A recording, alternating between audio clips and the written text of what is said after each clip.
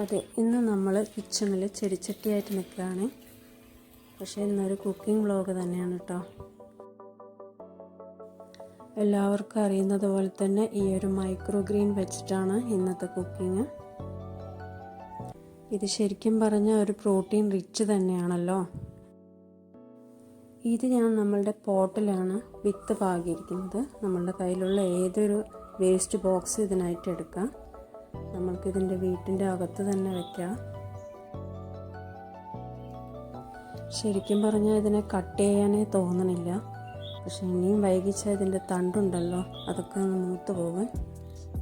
ഇതിൽ പയറാണ് പാകി നിർത്തിയിട്ടുള്ളത്. വൻപയർ അല്ലെങ്കിൽ വെള്ളപ്പയർ, നമ്മൾ കറി വയ്ക്കാൻ വാങ്ങിയിട്ടുള്ള പയർ തന്നെയാണ്. പിന്നെ ഒരു 4-5 ദിവസം ആകുമ്പോഴേക്കും ഇത്രയായി. ഇതിപ്പോൾ കറക്റ്റ് സമയമാണ് കട്ട് ചെയ്യാനായിട്ട്. ഇതൊരു പ്രോട്ടീൻ റിച്ച് ആയതുകൊണ്ട് നമ്മളുടെ ഫുഡിൽ ഉൾപ്പെടുത്താൻ വിചാരിച്ചു. അപ്പോൾ ഒരു ഊത്തപ്പം തന്നെ റെഡിയാക്കാമെന്നാണ് ഇപ്പോൾ തീരുമാനിച്ചിരിക്കുന്നത്. അപ്പോൾ നമ്മൾക്കിതിനെ കട്ട് ചെയ്തെടുക്കണം.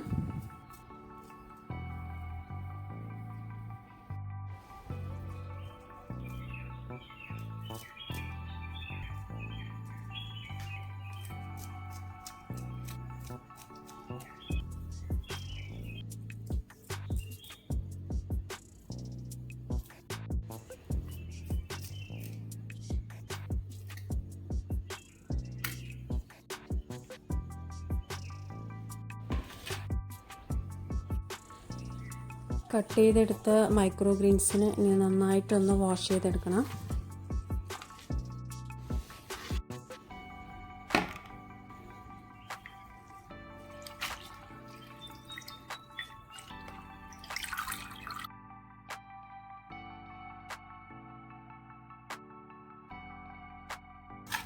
ഇനി ഇതിന് ചെറുതായിട്ടൊന്ന് കട്ട് ചെയ്തെടുക്കുന്നുണ്ട്.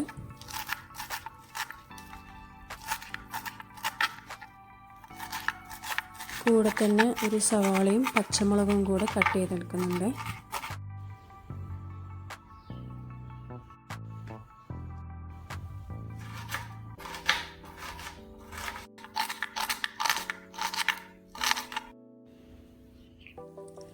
ഇനി നമ്മളുടെ ദോശമാവിൽ ഇതെല്ലാം മിക്സ് ചെയ്തെടുക്കുകയാണ്. ആവശ്യത്തിന് ഉപ്പ് ചേർത്ത്, പിന്നെ നമ്മൾ കട്ട് ചെയ്ത് വെച്ച സവാള, പച്ചമുളക്, കൂടെ തന്നെ കുറച്ച് മല്ലിയിലയും കൂടി ഇട്ട് കൊടുക്കുന്നുണ്ട്. പിന്നെ നമ്മുടെ ലാസ്റ്റ് മൈക്രോ ഗ്രീൻസ് ഇട്ട് നന്നായിട്ടൊന്ന് മിക്സ് ചെയ്തെടുക്കുക.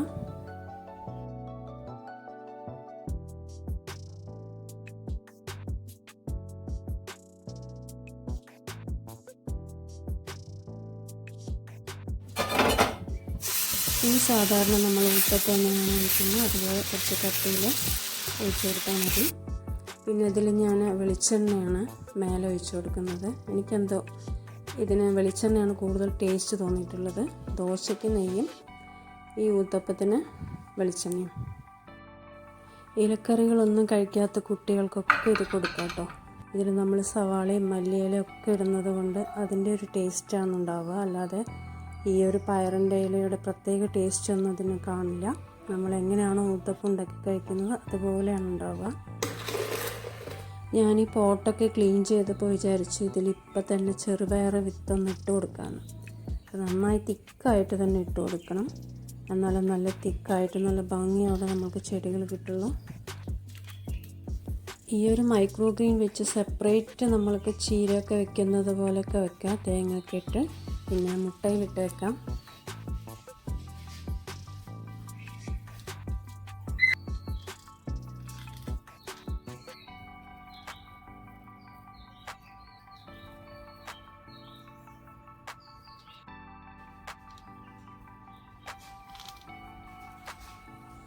ഇതുപോലെ നല്ല തിക്കായിട്ട് ഇട്ട് കൊടുക്കാം. എന്നിട്ട് ഇതിൻ്റെ മേലെ ഒന്നുകൂടി മണ്ണിട്ട് കൊടുത്ത് ഫില്ലാക്കാം.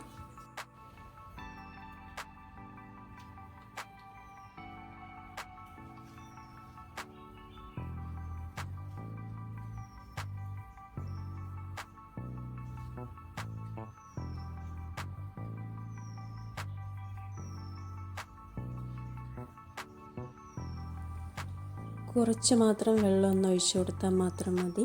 അപ്പോൾ സിമ്പിളല്ലേ.